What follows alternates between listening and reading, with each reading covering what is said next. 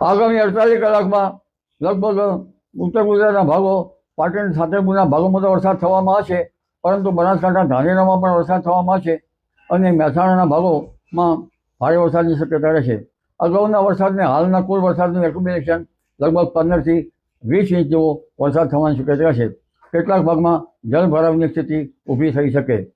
એટલે હાલમાં પણ આ 25 તારીખની આસપાસ 5 ઇંચ 8 ઇંચ અને ક્યાંક તેથી વધુ વરસાદ થવાની શક્યતા રહેતા જળભરાવની સ્થિતિ આવી શકે અને કદાચ અતિ ભારે વરસાદ પણ આજના 25 તારીખમાં 26 તારીખમાં થઈ શકવાની શક્યતા રહે.